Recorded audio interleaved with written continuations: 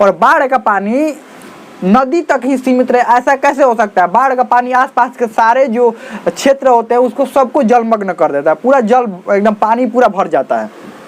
तो इस बात का भी उनको ध्यान रखना था कि नगरों में बाढ़ भी आ सकता है, तो इस बात का भी भरपूर ध्यान रखा गया था। और जोरदार बारिश भी हो सकती है कि बारिश के दिन में पानी कैसे निकाला जाता है। आज हम लोग बात करने वाले हैं बीए पार्ट 1 हिस्ट्री ऑनर्स का पेपर 1।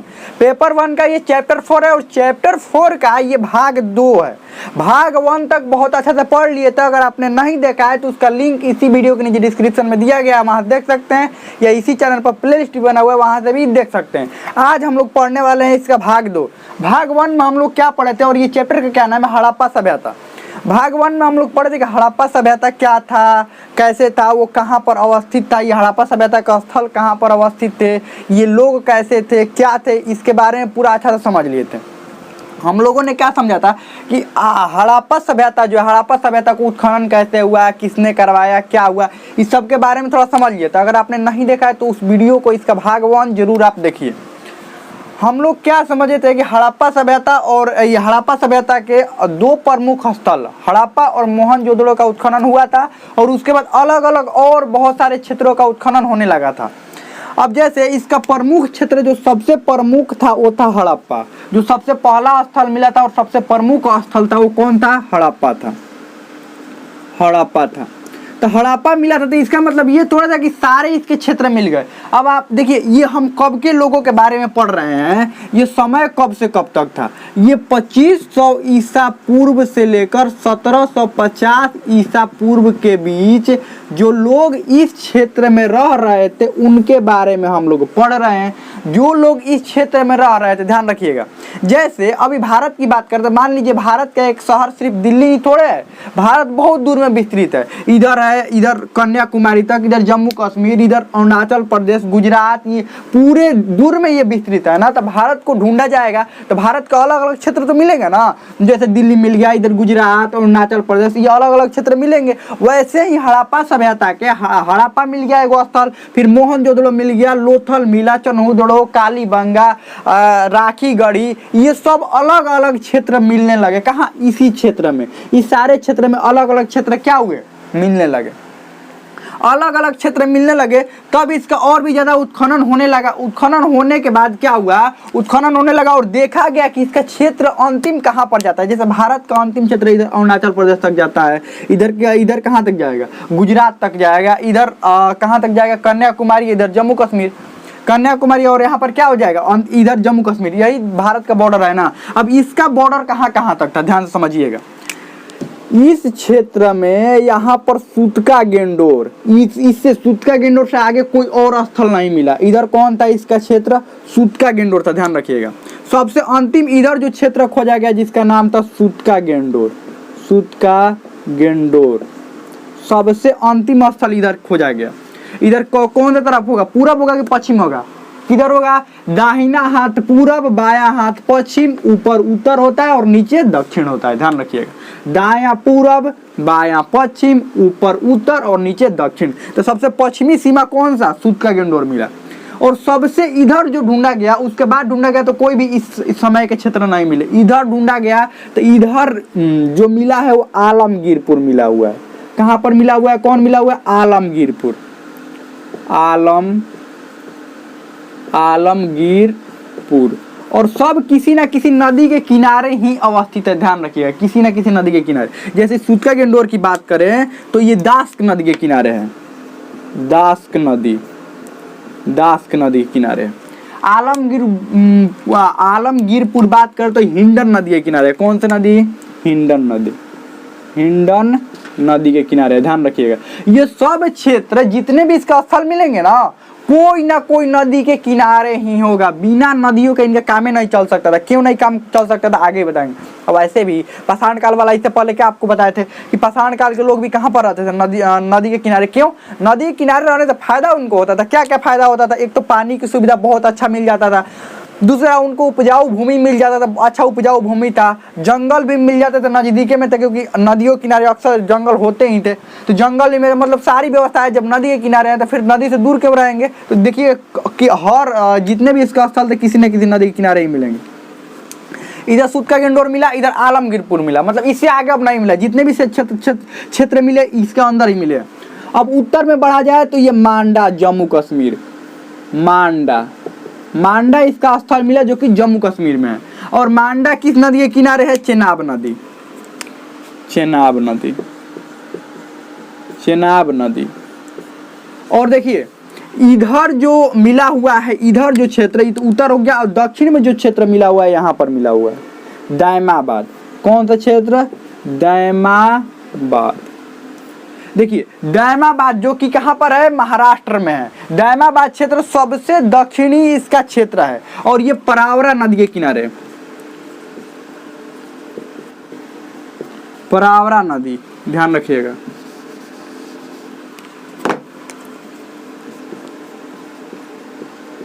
परावरा नदी के किनारे है।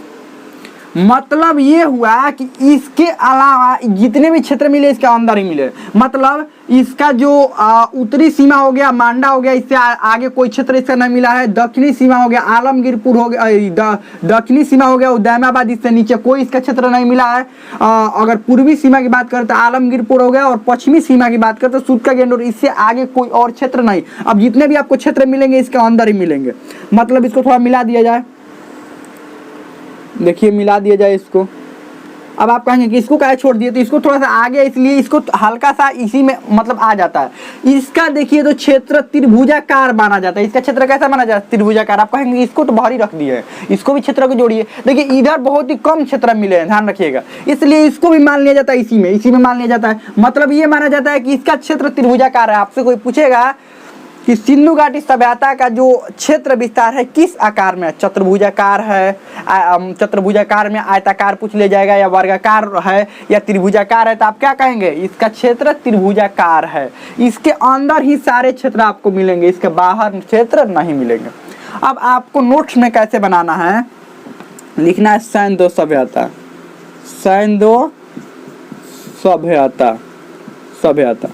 अब आपको नोट्स में ऐसे बनाना है, सैंधो सभ्यता लिखकर इसका जो पूर्वी विस्तार है किधर है? पूर्वी अंतिम कहाँ पर है? आलमगीरपुर, यहाँ पर आलमगीरपुर जो कि पूर्वी है। इसका पूर्व ऐसे समझ लीजिएगा, पूर्वी आप लिख सकते हैं। ये कहाँ पर है? उत्तर प्रदेश में, उत्तर प्रदेश में है। अगर यही बात किया जाए दक्षिणी सीमा की, दक्षिणी सीमा, तो नीचे में कौन मिला हुआ है? दैमाबाद। नीचे में मिला हुआ है दैमाबाद। यहाँ पर नदी के भी नाम लिख सकते हैं, दैमाबाद। अब दैमाबाद ये कहाँ पर है? महाराष्ट्र में है, ध्यान रखिएगा, महाराष्ट्र में है। दैमाबाद महाराष्ट्र में है, ध्यान रखिएगा, महाराष्ट्र में। अगर इधर की बात किया जाए, यानी कि सैंधो सभ्यता लिखे या सिंधु घाटी या हड़प्पा की सभ्यता, बात है कि हुआ। अगर इधर की बात करें तो इधर कौन सा? सूत का गेंडोर मिला है, सूत का गेंडोर, जो कि कहाँ पर है? बलूचिस्तान में है। वर्तमान समय की बात करें, ये वर्तमान समय में यह स्थल अभी कहाँ पर है, ध्यान रखिएगा। अगर इधर बात करें, उत्तर की बात करें, तो उत्तर में मांडा, मांडा जो कि कहाँ पर है? जम्मू कश्मीर में है, ध्यान रखिएगा। इसका क्षेत्र विस्तार समझ लीजिए। पूरा में आलमगीरपुर, ये बहुत बार पूछा जाता है। और आपसे अगर सिंधु सभ्यता का कोई भी लॉन्ग क्वेश्चन पूछ दिया जाए तो उसमें ये डायग्राम आप जरूर बनाइएगा। ये डायग्राम आपको बना देना है, उसमें आपको याद भी हो जाएगा। सैंधो सभ्यता लिखकर, सिंधु घाटी की सभ्यता लिखकर, उसमें आलमगीरपुर, सूत का गेंडोर, मांडा, दैमाबाद, ये आपको बना देना है, ठीक है। ये हो गया इसके क्षेत्र विस्तार। अब जितने भी आपको स्थल मिलेंगे सब इसके अंदर ही मिलेंगे। आप चाहे तो नदी का नाम भी लिख सकते हैं, अगर नदी का नाम आपको याद रहा तो। अब इसकी सबसे प्रमुख विशेषता है, सबसे प्रमुख विशेषता क्या है? प्रमुख विशेषता मतलब किस चीज के लिए प्रमुखता है? ये किस चीज के लिए? इसका जो नगर नियोजन था, नगर बसाए गए थे, वो बहुत ही बेहतरीन थे। मतलब जो आधुनिक शहर बसाए जाते हैं ना, जैसे वैसे ही इसके नगरों को बसाया गया था। बहुत ही बेहतरीन ढंग से इसके नगर बसाए गए थे। बेहतरीन ढंग का मतलब ये कि बहुत अच्छी मकानें बनाई गई थी, रोड बहुत चौड़े थे, साथ में नालियों की व्यवस्था बहुत अच्छी थी, नालियाँ ढकी हुई थी, और बहुत ही बेहतरीन बेहतरीन व्यवस्था थी, इसीलिए सभ्यता के बारे में और विस्तृत हम लोग पढ़ते हैं और गहराई से इस सभ्यता के बारे में समझते हैं कि आखिर अभी से लगभग 4000 साल पहले लोगों को ऐसे कैसे ज्ञान हो गया कि इतना अच्छा भी शहर बसाया जा सकता है, इतने अच्छे इंजीनियर कैसे होते होंगे। इंजीनियर का मतलब ये नहीं कि अभी जो पढ़ा लिखा है वही सिर्फ इंजीनियर है, नहीं। इंजीनियर का मतलब उस समय भी जो भी अच्छे स्ट्रक्चर बनाते हैं, अच्छे चीज़ें बनाते हैं, अच्छे कोई नया चीज़ निर्माण करते हैं, वो सब इंजीनियर ही होते हैं, चाहे वो मशीन का निर्माण करे चाहे घर का निर्माण करे। कोई भी स्ट्रक्चर बनाते हैं या पुल का निर्माण करे, बांध का, या किसी भी चीज़ का निर्माण करता है, जो नया निर्माण करता है वो क्या होता है, सब इंजीनियर होता है। इंजीनियर उस समय भी थे और बहुत ही बेहतरीन इंजीनियर थे। क्या था, एक तो इसका नगर नियोजन, जो नगर बसाए गए थे, इसको मिटा देते हैं, इसको लिख लीजिए, इसको अब मिटा देते हैं ताकि यहाँ पर थोड़ा जगह चाहिए समझाने के लिए। थोड़ा नगर नियोजन के बारे में समझ लें कि इसके नगर कैसे बसाए गए थे। नगर नियोजन, क्योंकि नगर नियोजन आपको लिखने के लिए आता है। नगर नियोजन बहुत ही बेहतरीन। एक तो पर्यावरण के अनुकूल बसाए गए थे। आपको एक और बात पता है कि जो भी इसके नगर होंगे, समझ लीजिए सब नदी के किनारे ना होंगे, जितने भी इसका स्थल मिले हैं, चाहे सूत्का गेंडोर मिले, चाहे हड़प्पा मिले, मोहनजोदड़ो मिले, सब किसी न किसी आपको नदी के किनारे ही मिलेंगे। तो जो भी शहर बसाएंगे इस बात का भरपूर ध्यान रखना होगा कि बाढ़ भी आएगा। नदी के किनारे रहेंगे, कहेंगे बाढ़ नहीं आएगा, ऐसा कैसे हो सकता है बताइए। और बाढ़ का पानी नदी तक ही सीमित रहे, ऐसा कैसे हो सकता है। बाढ़ का पानी आसपास के सारे जो क्षेत्र होते हैं उसको सबको जलमग्न कर देता है, पूरा जल एकदम पानी पूरा भर जाता है। तो इस बात का भी उनको ध्यान रखना था कि नगरों में बाढ़ भी आ सकता है, तो इस बात का भी भरपूर ध्यान रखा गया था। और जोरदार बारिश भी हो सकती है कि बारिश के दिन में पानी कैसे निकाला जा सके। नहीं तो अभी वर्तमान में देखिएगा बहुत सारे जगहों पर बारिश का दिन आते ही पूरा शहरों में पानी भर जाता है। गांव की बात नहीं कर रहे हैं हम, गांव में तो ऐसे ही पानी निकल जाता है। गांव के बहुत सारे जगह होते हैं पानी निकलने का, वो खेतों में पानी चला जाता है, इधर उधर पानी चला जाता है। लेकिन हाँ, जब तक गांव में बाढ़ ना आ जाए, तो बाढ़ आ जाता है तो सबसे बड़ी समस्या आ जाती है। लेकिन अगर गांव किसी नदी के नज़दीक नहीं है तो फिर गांव में पानी निकलने की कोई समस्या ज़्यादा होती नहीं है। कहाँ पर होता है, शहरों में। शहरों में आप अधिकतर देख लीजिएगा, अधिकतर जहाँ पर अच्छी नालियों की व्यवस्था नहीं है, शहरों में एक थोड़ा सा बारिश हो जाए पूरा शहर क्या हो जाता है, जलमग्न हो जाता है, पता नहीं चलता रोड कहाँ है, नाला कहाँ है। लेकिन यहाँ पर ऐसा बात था नहीं। नगर नियोजन, नगर कैसे बसाए गए थे, पर्यावरण का अनुकूल।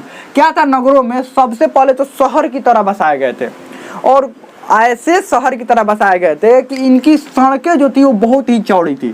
सड़कों की बात करें, सड़कों सबसे पहले सड़कें बनाई गई थी, ध्यान रखिएगा, सबसे पहले क्या बनाया गया था, सड़कें।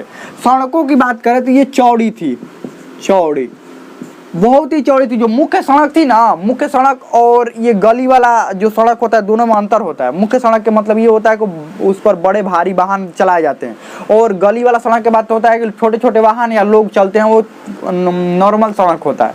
अब देखिए, आप कहेंगे उस समय इतनी चौड़ी सड़कों की जरूरत क्या थी।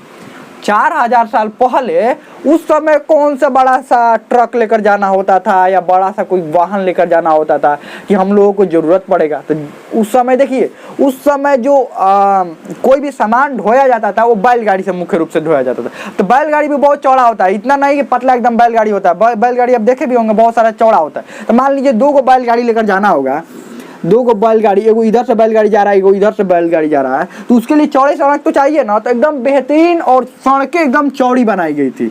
आप इसके स्थल और लगभग सभी जगहों की सड़कें ऐसी ही बनाई गई थी। जैसे हड़प्पा की बात करें, इसका अलग अलग शहर थे ना, हड़प्पा और मोहनजोदड़ो। हड़प्पा और मोहनजोदड़ो में ऐसी ही सड़कें बनाई गई थी। हड़प्पा और मोहनजोदड़ो के जो घर बनाए गए थे एकदम बेहतरीन ऐसे ही बनाए गए थे। क्या था, सड़कें सबसे पहले बेहतरीन बनाई गई थी। अब सड़कें बना ली गई, क्या किया गया, सड़क बेहतरीन बना लिया गया, और सड़कें सेम टू सेम ऐसे ही थी। ध्यान रखिएगा, सड़कें ऐसे ही एक दूसरे को, देखिए तो समकोण पर क्रॉस कर रहा है ना, एक दूसरे को समकोण यानी 90 डिग्री के एंगल पर क्या कर रहा है, क्रॉस कर रहा है एक दूसरे को। और सड़कें चौड़ी थी और एक दूसरे को समकोण पर क्या करती थी, क्रॉस करती थी। ध्यान रखिएगा, समकोण, समकोण पर एक दूसरे को क्रॉस करती थी। एकदम सीधी सड़कें और एकदम बेहतरीन चौड़ी सड़कें। आप अभी भी इसको देख सकते हैं, हड़प्पा और मोहनजोदड़ो में अभी भी मौजूद है, या इसके और भी कई भी स्थल है जो भारत में अभी तो ये सब तो पाकिस्तान में है, लेकिन जो भी भारत में स्थल मौजूद है, लोथल हो गया, बाकी जो भी स्थल मौजूद है भारत में, उन भारत में मौजूद स्थलों को आप देख सकते हैं, वहाँ पर बेहतरीन सड़कें भी आपको मिलेंगी, जो कि अब तो टूट फूट सब गया है। अब टूट फूट क्या हो गया? लोग चलने के कारण नहीं। इतने साल पहले सड़कें बनाई गई तो टूटे फूटेंगी नहीं तो क्या होंगे? तो क्या था, समकोण पर एक दूसरे को सड़कें इनकी क्रॉस करती थी और साथ में अब घर बनाए जाते थे। अब घर कैसे बनाए जाते थे? अब सड़कें हो गया एकदम मुख्य सड़क, अब यहाँ पर घर बनाए गए, यहाँ पर घर बनाया गया एक, और यहाँ पर घर बनाया गया, और बीच में गली, बीच में क्या रहा? गली। फिर यहाँ पर भी घर बनाया गया, यहाँ पर भी घर बनाया गया, यहाँ पर भी घर बनाया गया, और बीच में क्या रहता था? और इधर भी घर बना दिया गया, इधर भी घर, बीच में क्या था? ये भी गली चौड़ी थी। अब जो भी इनके दरवाजे होते थे अब मुख्य सड़क पर नहीं खुलते थे। आप देखिएगा, जिनका घर मुख्य सड़क पर होता है दरवाजा पहले मुख्य सड़क पर खोलेंगे। दरवाजा क्या करेंगे? पहले मुख्य सड़क पर खोलेंगे। इस समय देख लीजिएगा, जिनकी भी घर मुख्य सड़क पर होती है ना, दरवाजा पहले मुख्य सड़क पर खोलते, लेकिन यहाँ पर ऐसा नहीं था।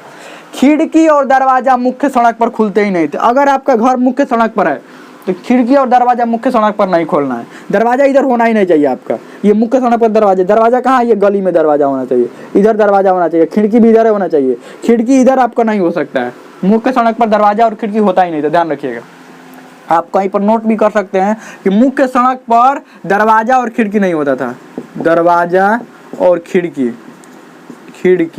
खिड़की नहीं होता था, ध्यान रखिएगा। खिड़की और दरवाजा कहाँ? गली में होता था, ध्यान रखिएगा। ये गली में होता था खिड़की। अब ये इसका क्या फायदा होता होगा? अब अपने अनुमान लगे ऐसा क्या होता होगा कि उस समय के लोग मुख्य सड़क पर खिड़की या दरवाजा नहीं ओपन करते होंगे, खोलते नहीं होंगे। क्यों नहीं? या रखते नहीं होंगे। इसलिए 2-3 गो कारण हो सकता है। पहला कारण कि ये नदियों के किनारे थे, और नदियों के किनारे या कहीं पर भी आप घर बनाइए, आंधी तूफान तो आते ही हैं। अब आंधी तूफान आएगा, सड़क का जितना धूल मिट्टी होगा सब कहाँ पर चला जाएगा? अगर दरवाजा नहीं ठीक टाइम पर बंद किया गया तो सारा उड़कर घर में चला जाएगा कि नहीं चला जाएगा? अब मुख्य सड़क पर ये दरवाजा है और सब मिट्टी और धूल कहाँ पर? इसमें उड़कर चला जाएगा। और खिड़की से भी होता हुआ सब धूल मिट्टी कहाँ पर चला जाएगा? अंदर चला जाएगा। इसीलिए पहला कारण यही था कि इसीलिए दरवाजा इनका मुख्य सड़क पर होता ही नहीं था। अब कितना भी तेज आंधी तूफान है, इससे कोई फर्क नहीं पड़ रहा, अंदर घर के अंदर धूल मिट्टी जाएगा ही नहीं। दूसरा कारण, अगर मुख्य सड़क पर यहाँ पर दरवाजा हुआ, कोई भी छोटा बच्चा बाहर निकलेगा, इधर से बैलगाड़ी तेजी से जा रही, तेज रफ्तार से, वो कोई ये नॉर्मल गाड़ी तो है नहीं जो ब्रेक मार देंगे वहीं पर। क्या है, बैलगाड़ी को कितना भी रोकिएगा तो वो आगे बढ़ ही जाएगा। तो क्या मान लीजिए छोटा बच्चा तब तक अचानक निकल गया इधर से, छोटा बच्चा थोड़ा जानता है कि मुख्य सड़क है क्या, वो जल्दी से निकल जाता है, निकल गया बैलगाड़ी इधर तेजी से, हो जाएगा दुर्घटना हो जा सकता है ना। इसीलिए या कोई इंसान भी अचानक निकल गया यहाँ से दरवाजा से और मुख्य सड़क पर अचानक निकल गया, दुर्घटना हो सकता है। इसीलिए इनका जो दरवाजा था वो मुख्य सड़क पर नहीं खुलता। अब समझते हैं कि इसकी नालियाँ कैसी बनाई गई थी। नालियाँ ऐसी थी कि नालियाँ बहुत चौड़ी थी। नालियाँ क्या थी? चौड़ी थी और नालियाँ ढकी हुई थी। ये किनारे एक साइड में ही नालियाँ थी, ये नहीं कि रोड के बीचों बीच नहीं। आप अधिकतर जगहों पर देखिएगा कि रोड के बीचों बीच नाली हो जाता है। जो कि नाली ढका हुआ है तो ठीक है, अगर नाली ढका नहीं है तो बहुत समस्या है। अगर रोड के बीचों बीच नाली हो जाए और वो नाली ढका नहीं हुआ हो तो कितनी बड़ी समस्या हो जाएगा। लेकिन यहाँ पर पहले बात की नालियाँ किनारे थी, रोड के किनारे थी, एक ही साइड नाली होती थी, रोड के किसी एक साइड में, और इधर रोड थोड़ा चौड़ा होता इस साइड में भी, और नालियाँ एकदम पूरी तरह से ढकी हुई थी। और बड़ी मतलब नालियों का आकार बहुत ही चौड़ा होता था, ये नहीं पतली नालियाँ होती थी बहुत जल्दी ही। और सफाई करने के लिए क्या होता था, नालियों में जगह जगह पर गड्ढे बनाए होते, जो भी कचरा आएगा गड्ढा में जमा हो जाएगा और फिर पानी ऊपर ऊपर निकल जाएगा। समय समय पर इसकी सफाई की जाती थी। और ये नालियाँ जाकर शहर के बड़े नाले में, इसका बड़ा भी नाला बनाया गया था, नाले में मिल जाती थी और उसके बाद आगे निकल जाती थी। इसके बाद कहाँ, ये आगे निकल जाती थी, ध्यान रखिएगा, शहर से बाहर इनको निकाल दिया जाता था। मतलब कि पानी का एकदम भरपूर व्यवस्था निकालने के नालियाँ बहुत ही बेहतरीन थी, घर बहुत ही बेहतरीन थे। अब देखिए घर का, अब घर में कैसे थे, अब घर लोगों को कैसे थे, घर 2 तरह के थे। अब 2 तरह से, पहले ये भी समझिए कि मान लीजिए ये हो गया, अब इनके जो भी शहर थे, जैसे हो गया हड़प्पा, तो इन शहरों को क्या किया जाता था, दुर्ग से चारों तरफ से घेरा हुआ रहता था। जैसे हड़प्पा हो गया ना, तो ये नगर बसा दिया गया, घर बना दिया गया और इसके चारों तरफ दुर्ग बना दिया जाता था। दुर्ग का मतलब किला देखे है, चौड़ा चौड़ा मोटा मोटा बहुत ही दीवार, बहुत ही चौड़ा चौड़ा और मोटा मोटा एकदम दीवार बना दिया जाता था, ध्यान रखिएगा, चौड़ा और बहुत ही ऊंचा दीवार। और उसमें एंट्री करने के लिए मात्र एक ही गेट छोड़ दिया जाता था, एक ही गेट एंट्री करने के लिए छोड़ दिया जाता था। और लगभग इसके सारे स्थलों में ऐसे ही व्यवस्था मिला है, चनहुदड़ो को छोड़कर, चनहुदड़ो में ही सिर्फ एक ऐसा है कि जहाँ पर दुर्ग का कोई प्रमाण नहीं मिला हुआ। चनहुदड़ो में दुर्ग नहीं बनाया गया था, किला नहीं, बाकी सारे जगहों पर लगभग दुर्ग का प्रमाण मिलता है। अब चनहुदड़ो में क्यों नहीं दुर्ग बनाया गया तो वो भी हम बताएंगे। बाकी जितने मोहनजोदड़ो, हड़प्पा, ये सारे जगहों पर दुर्ग बनाए गए थे। अंदर नगर बसा हुआ है, बहुत ही बेहतरीन नगर है, चारों तरफ से किला से घेर दिया गया है। और किला से क्यों घेरा जाता था अब समझिए, इसका कारण क्या था, किला से घेरने का कारण क्या था। पहला, लुटेरों से सुरक्षा करने के लिए, लुटेरों से सुरक्षा करने के लिए कि कोई भी मान लीजिए इतना अच्छा शहर बसा है, नगर बसा है, कोई भी भारी संख्या में 100, 200, 500 की संख्या में लुटेरा है, लूट कर चले जाए, ऐसा तो नहीं हो सकता। अब यहाँ से दुर्ग है तो एक ही दरवाजा है, तो दरवाजा अगर बंद कर देंगे तो लुटेरे कैसे आ सकते हैं, आ सकते हैं। यहाँ से जिनको भी भेजा जाएगा सब अच्छा से उनकी जांच पड़ताल करने के बाद ही अंदर भेजा जाएगा। कोई हथियार तो नहीं लेकर जा रहा है नगर में, ना कोई कुछ तो नहीं लेकर जा रहा है, ना ये व्यक्ति नगर के अंदर का ही है ना, अगर व्यापारी है तो कोई और हथियार तो नहीं लेकर जा रहा है। जांच करने के बाद ही भेजेंगे, तो लुटेरा कैसे अंदर नगर में घुस सकता है, नहीं घुस सकता। दूसरा कारण था बाढ़ से सुरक्षा के लिए इतने चौड़े और मोटे दीवार बनाए जाते थे, बाढ़ इनका कुछ कर ही नहीं सकता। नजदीक में नदी है और अपना सुरक्षा नहीं कीजिएगा तो सब बहा कर लेकर चला जाएगा। जितनी बेहतरीन नाली और ये सड़क बनाए हैं, घर बनाए ना, सबको बहा कर लेकर चला जाएगा अगर इतने अच्छा सुरक्षा ना करेंगे तो। कितना भी अच्छा महल बना दीजिए और नदी के किनारे बना दीजिए, देखिए बाढ़ में कैसे उसको बहा कर लेकर चला जाता है। कितना भी बेहतरीन महल बनाइए, इसीलिए ये लोग सुरक्षा के लिए भी अपना एकदम मोटा और चौड़ा दीवार यहाँ से चारों तरफ से क्या कर देते, घेर देते थे। अब ये समझ लीजिए लुटेरा और बाढ़ से सुरक्षा के कारण ये लोग क्या करते थे।